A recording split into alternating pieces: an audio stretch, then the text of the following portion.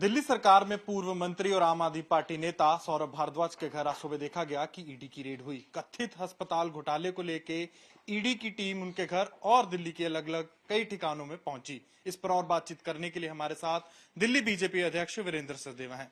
तो सचदेवा जी, आज देखा गया कि दिल्ली सरकार में पूर्व मंत्री रहे सौरभ भारद्वाज, आम आदमी नेता पार्टी के नेता, उनके घर पर ईडी की टीम पहुंची, हॉस्पिटल घोटाले को लेकर पहुंची, पर इस मामले पर राजनीति बहुत हो रही है। देखिए, ये कोई पुरानी घटना है और इसको लेकर लगातार भारतीय जनता पार्टी दिल्ली बीजेपी शिकायत करती रही है। और अब जांच एजेंसी जब जांच कर रही है तो इनको सामने आके बताना चाहिए।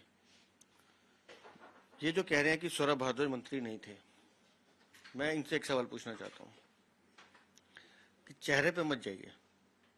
मनीष सिसोदिया हो, सत्येंद्र जैन हो, सौरभ भारद्वाज हो, ये आम आदमी पार्टी की पूरी फेरिस्त जो है, ये एक ऐसी सरकार थी जिसमें चोरों की बारात थी ये।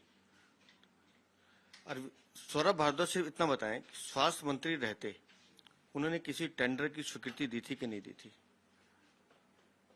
इक्विपमेंट खरीदने से, मेडिकल इक्विपमेंट, कैसे छोटे छोटे टेंडर किए, उसका कारण बता दें। क्यों बिल्डिंग इंफ्रास्ट्रक्चर जो है अस्पताल इनका एक भी पूरा नहीं हुआ? क्यों उसकी लागत बढ़ती गई? उसके पीछे का कारण क्या है? अब इन सब चीजों की जांच अगर जांच एजेंसी कर रही है तो ये अब पल्ला झाड़ रहा है कि मैं नहीं था जी, दूसरा था, दूसरा नहीं तो तीसरा था। ये तो सब उसी बारात के हिस्से ना। तो आप तो जांच एजेंसी का सामना कीजिए, आपके पास जो तथ्य है वो सामने रखिए। जांच एजेंसी जांच कर रही है तो घबरा क्यों रहे हैं? घबराता वही है जिसने चोरी की होती है। इस मामले में देखा गया कि दिल्ली की पूर्व मुख्यमंत्री आतिशी ट्वीट करती हैं और वो कहती हैं कि तब वो मंत्री भी नहीं थे। फिर वो सत्येंद्र जैन की बात भी करती हैं कि बाद में वो भी जेल से बाहर आ गए। इस मामले में देखिए, जेल से बाहर आना या जेल के अंदर जाना, ये तो न्याय व्यवस्था का मामला है। किसको जमानत मिलती है ये कोर्ट का मामला है।